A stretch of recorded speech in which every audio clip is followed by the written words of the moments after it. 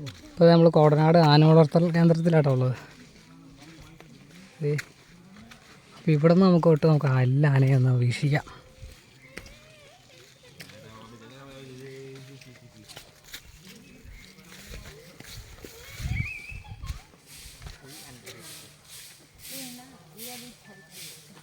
ഇതിൻ്റെ പേരെന്നാന്ന് അറിയത്തില്ല, നമുക്ക് അപ്പുറം പോയി നോക്കാം കേട്ടോ. ഫ്രണ്ടിൽ അതിൻ്റെ പേര് എഴുതി വെച്ചിട്ടുണ്ട്. അപ്പോൾ അപ്പുറത്തായിട്ട് പോകാം നമുക്ക്.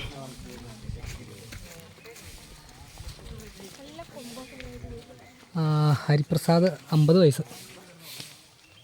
കണ്ടാ അവൻ്റെ ഫേസ് കണ്ടില്ല നിങ്ങൾ?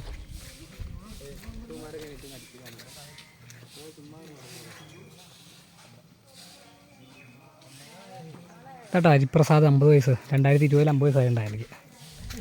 അപ്പോൾ അടുത്തത് അവരെയും കൂടെ പോയി. അടുത്തത് ഈ കുഞ്ഞാന.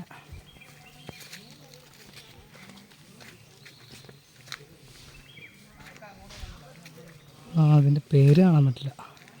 18 വയസ്സ്. ഇതിനും 18 വയസ്സ് ആശ.